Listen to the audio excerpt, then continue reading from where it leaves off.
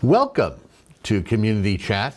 This is one of a number of special programs that we are going to be bringing you prior to the April 30th election here in the town of Abington. We today are going to be speaking with a candidate who is seeking your vote, who is running for Planning Board. Joining us today is Michelle Kearney. Michelle is a candidate. Michelle, welcome to the program. Thank you for having me. First question that I'll ask you is, tell our audience just a little bit about yourself. About me? Well, my name's Michelle Kearney. I was born and raised in Abington. I went through the school systems, the ECC, North School, the Frollio, the old high school, graduated in 2008. Then I went to Quincy College, got a certificate and associate's degree in paralegal studies, and then I transferred to Suffolk University and graduated with a bachelor's degree from there. I've spent many years working as a paralegal, and I like spending time with my dogs, my nieces, family, going to the beach, exploring new restaurants, just an average person. What motivated you to run for the town's planning board? I've thought about it in the past, but never really had the courage to do it. And over the last year, I've been to several meetings, and there's a lot going on in the town, and I think that we could really make this like it was when I was growing up, a nice little small town, welcome people if we just get some change, I guess. What kind of experience and knowledge would you bring to the board if elected? So I would first have some new ideas, more than familiar with the bylaws. I've educated myself with the charter, and working as a paralegal, it's kind of similar, whereas you have to look at cases and rules and regulations and apply them to the situation to get the best outcome for your client. So in this case, I guess the client would be the town and the residents, and just, make sure everyone gets the best benefits possible. What steps do you feel the board should take to encourage economic development? I think, honestly, that we should look at what we have. We have a lot of empty storefronts. There's some blighted properties in the town. If we could, like in the master plan, if we could redevelop those, encourage small businesses. A lot of communities run on small businesses. I mean, we have some, but we have Bemis, the old Bemis across the street. If we could just revitalize them, we could and redo the centers and attract more people and business. It would benefit everybody. You brought up the Bemis property. What is your thoughts in regards to how that site should be developed? I think maybe just update the appearance, maybe some inside construction, make it. I remember walking through in this Floorwood Creek and I'd be like, whoo. But if we could just, make the buildings all look similar or have the same feeling, and just use what we have and just update it. Everything could always use an update now and again. It would encourage small businesses and other businesses, or expansion of one we already have. If you are elected, would you try to find a middle ground between development and those who have environmental concerns? Yes. I believe that, like I said, what we have available, how do they pronounce it? The Muppet District.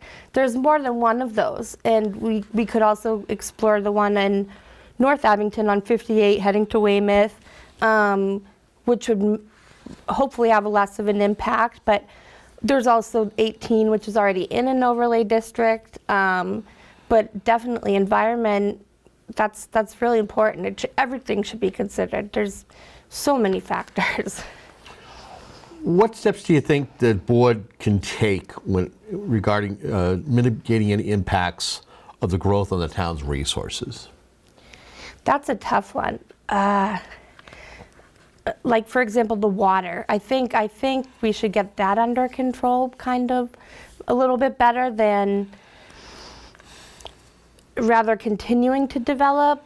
I remember one of the planning board meetings I was at last year, there was a letter from the I think the superintendent of the water sewer, saying that we needed to put a halt on approving applications because of our water situation. So stuff like that, I think if we need to get a little better handle on them, but we also need better communication, I believe, between all the different boards, departments, committees, commissions, and that would, again, benefit everybody.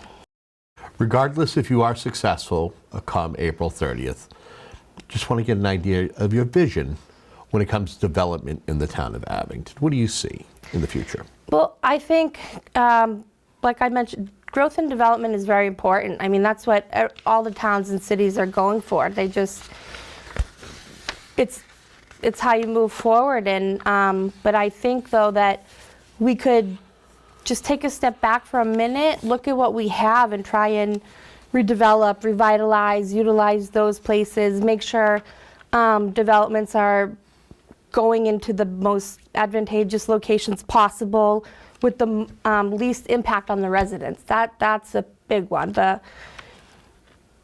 Because we don't want everyone moving out of town.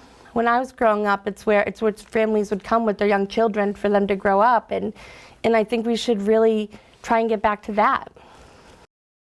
Have you seen or witnessed projects in developments of other communities that you'd like to see replicated maybe in this town?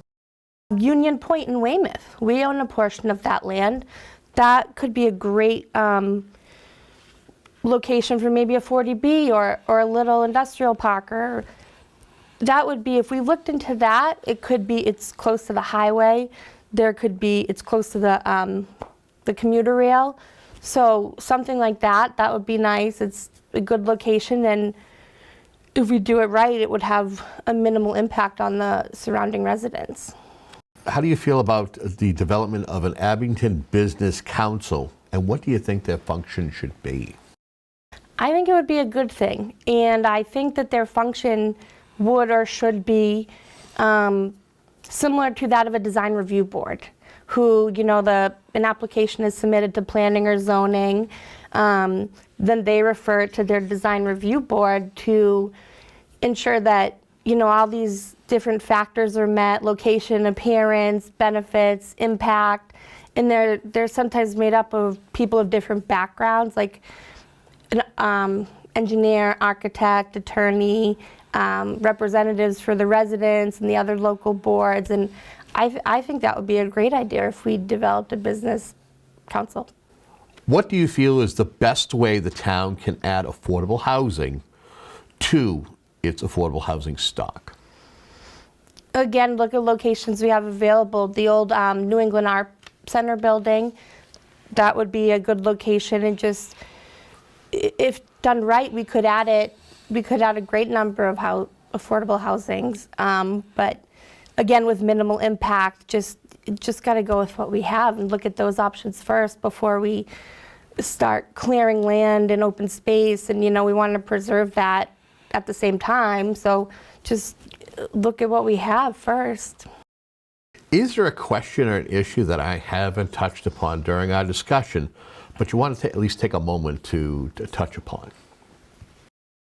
Not that I can think of off the top of my head, no. How can residents find out more about you? How can they reach out to you if they want to learn more about your campaign for office? I'm on Facebook, Michelle Kearney for Abington Planning Board. My phone number and email are posted there as well. My email is mvk4pb2022@gmail, so that's kind of easy. You made it just for this. But yeah, I live at 652 Adams Street. They could write me, but social media is probably the best. And again, my phone number and everything, all contact info is there. Well, we want to thank you very much for joining us here today and discussing your candidacy for planning board. Thank you. Thank you for having me. I appreciate it. You got it.